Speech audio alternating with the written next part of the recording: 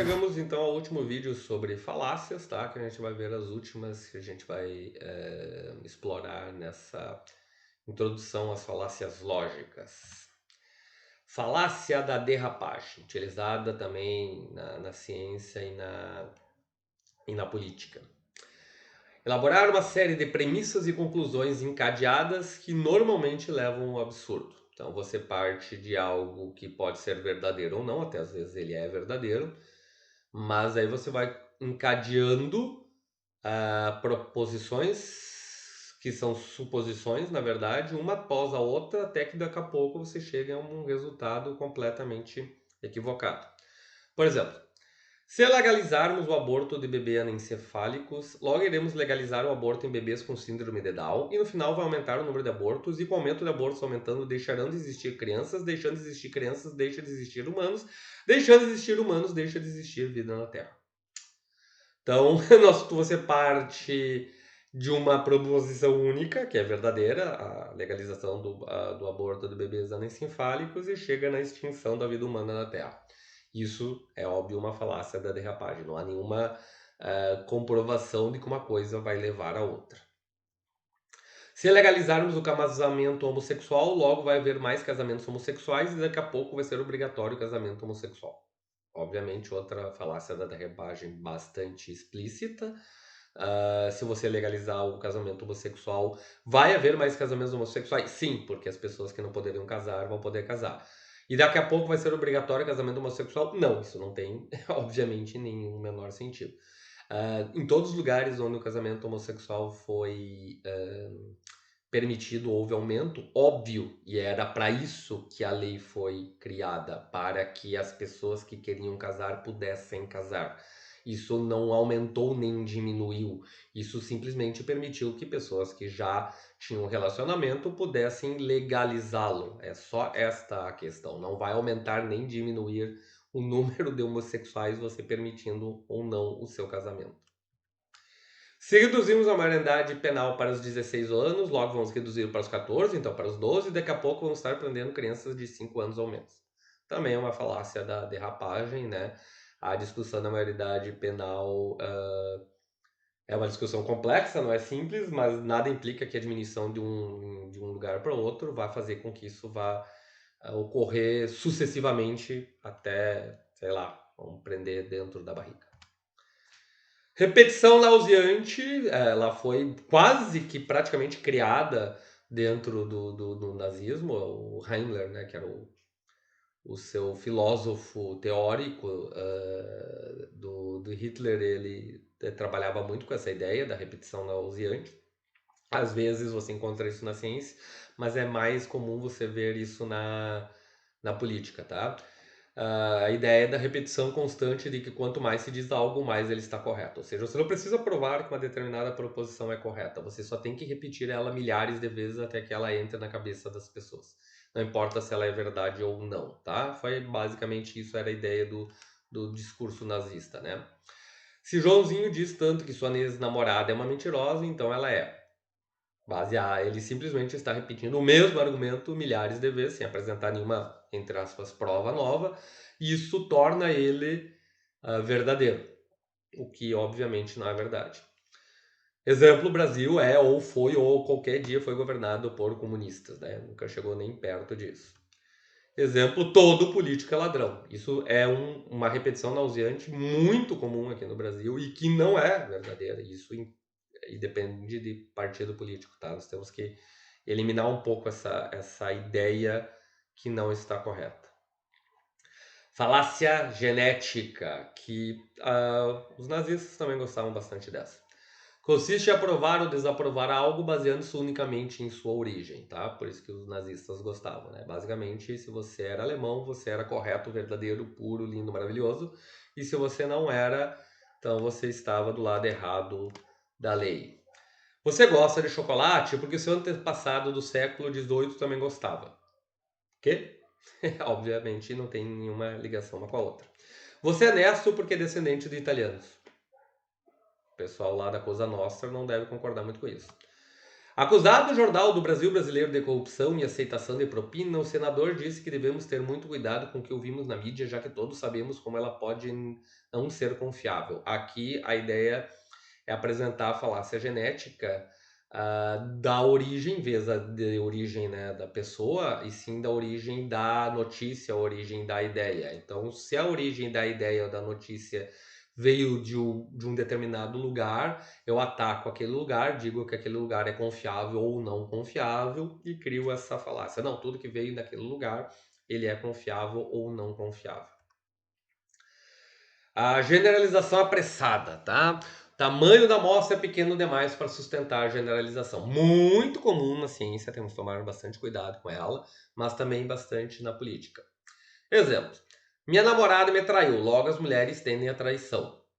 Então, a partir de uma única amostra, né, a minha namorada, e a partir daí eu digo que todas as mulheres do mundo tendem a traição. Óbvio que é um absurdo. Isso é bem comum, essa segunda, e temos que tomar bastante cuidado com ela. Minha avó fumou até os 90 anos e nunca teve câncer. Logo, fumar não causa câncer. Há uma tendência, principalmente no Brasil e em outros países que a educação não é muito fundamentada, de se xingar os especialistas, os médicos e assim por diante, baseando-se sempre na tia do vizinho, né? Ah, mas a tia do vizinho nunca cuidou do colesterol e nunca teve problemas. Sim, só que a tia do vizinho não representa a probabilidade de todo mundo, certo? A medicina, né? Ela trabalha sempre com probabilidades, né? Se você fumar, você provavelmente vai ter problemas respiratórios e provavelmente vai morrer disso. Isso quer dizer que todas as pessoas vão morrer? Não. É provavelmente. É uma grande chance. 90%, 80% e não 100%. Mas a mulher do vizinho e do tio da prima fez uma reza 3 dias seguidos e se livrou do glaucoma. Beleza, se tu tiver glaucoma, vai lá e faça isso. Mas se você for um pouquinho mais esperto, consulte um médico que provavelmente vai fazer mais bem do que acreditar na mulher do vizinho e do tio da prima. Mas a mulher do vizinho e do tio da prima nunca tomou vacina e não ficou doente. É perfeitamente possível que isso ocorra. Você pode nunca tomar uma única vacina na sua vida e nunca ficar doente. Mas existe uma grande chance de que você, se você nunca tomar uma vacina, de você ficar doente e de morrer de uma doença perfeitamente curável. Mas a mulher do vizinho, do tio, da prima, diz que o olho de galinha faz bem para o coração. Nessa aí, vá de fé. Espantalho. Consiste em criar ideias reprováveis ou fracas atribuindo-as à posição oposta. O outro é convertido então no espantalho, né? A figura fácil de odiar. No momento que tu transforma essa outra pessoa, seu oponente, né? Estamos falando aqui principalmente na área política, no espantalho, então você nem precisa mais discutir nada. Não precisa discutir argumentos, porque tu simplesmente diz que ele é a pessoa mais odiada do planeta. Logo, a partir desse momento, a maldade dele está comprovada. Para isso, o oponente pega normalmente uma particularidade de quem ele deseja destruir e a torna excessivamente ruim, não importa se ela for verdade ou não. Exemplo: meu adversário, por ser de um partido de esquerda, é favorável ao comunismo radical e quer retirar todas suas posses, além de ocupar as suas casas com pessoas que você não conhece. Ou seja, ele pega a ideia do o sujeito aqui para criticar alguém da esquerda e transforma ele num comunista lá da década de 60, barbudo, com charuto cubano na boca. Do outro lado, meu adversário, por ser de um partido de direita, é favorável ao liberalismo radical e quer salvar os banqueiros com dinheiro que deveria ser gasto em saúde, educação e segurança, tornando a vida dos mais pobres cada vez mais miseráveis. Então, alguém da esquerda chega para o cara de direita e transforma ele num corrupto incorrigível. Ambos os lados, dessa forma, não levam a lugar nenhum. Você não está discutindo argumento nenhum aqui, você não está discutindo proposta nenhuma, tu simplesmente está tentando transformar o outro num sujeito desprezível. Não importa o que ele esteja falando sobre o assunto em questão. Tu simplesmente ataca as ideias dele em cima do que ele está fazendo. Outros exemplos de espantalho. Precisamos pedir o aborto de anencefálicos. Você quer matar crianças inocentes? Assassino. Veja aqui a ideia. Você pegou a ideia, que é o aborto anencefálicos, que é aquele, né, crianças, fetos que não têm cérebro e que vão morrer alguns momentos depois de nascer, e você transforma ele no assassino. Então você pega a ideia, que é uma ideia para se discutir, e piora ela centenas de vezes e transforma você num espantalho para brigar contra você que está propondo a ideia. Outro exemplo. Há muita propaganda de cerveja em horário que crianças e jovens assistem. Nós devemos restringir esses horários. Você quer proibir as pessoas de beber cerveja? Ficou maluco? É a mesma ideia. A ideia é restringir a propaganda em alguns horários. E a ideia, como é que se transformou em espantalho?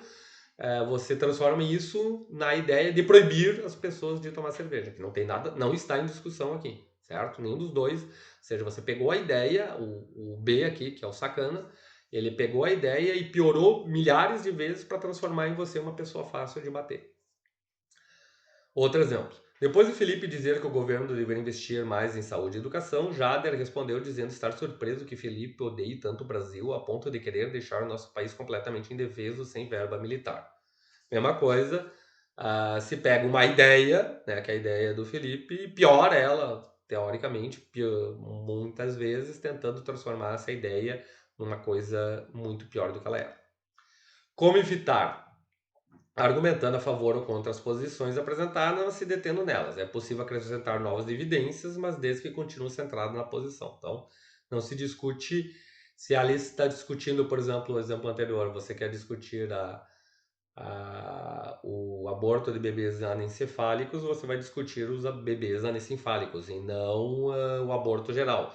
Se você vai discutir o horário de propaganda de cerveja, é horário de propaganda de cerveja e não a proibição de cerveja. Uma grande diferença aqui importante, tá? Qual é a diferença entre o falácio do espantalho e a ad nominem? Está no sujeito. O espantalho ataca a pessoa pela ideia. Então é a ideia que é transformada numa ideia muito piorada. E o ad hominem, como a gente viu anteriormente, ele ataca diretamente a pessoa. Então a pessoa que é demonizada. Outro exemplo aqui é o apelo ao lucro, tá? A ideia do apelo ao lucro é que considerar uma conclusão verdadeira ou falsa conforme suas premissas financeiras. Se o aquecimento global for verdade, então muitos cientistas vão ganhar dinheiro para pesquisas e muitas empresas vão lucrar milhões para produzir energia de fontes que não emitem dióxido de carbono. Logo, o aquecimento global não é verdade.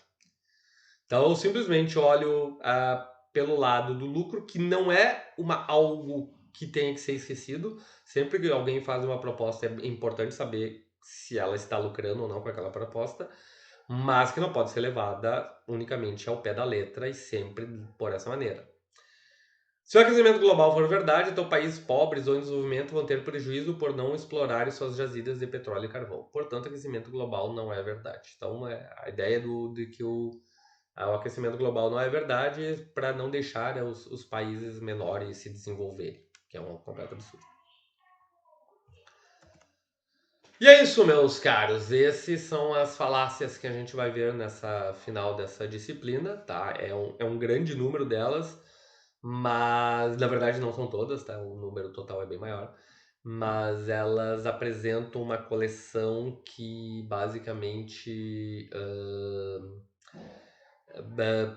permite vocês verem os principais problemas nas argumentações, tanto em artigos científicos ou em pessoas conversando, ou na política ou em outras situações. Elas são as mais comuns e isso é importante que a gente perceba, porque nós somos, né, seres sociais e políticos por natureza, né? A gente sempre está debatendo, seja dentro da academia científica, seja em sociedade, e a gente tem que perceber quando os argumentos são corretos ou válidos e quando eles simplesmente só fazem parte de um discurso retórico sem validade nenhuma.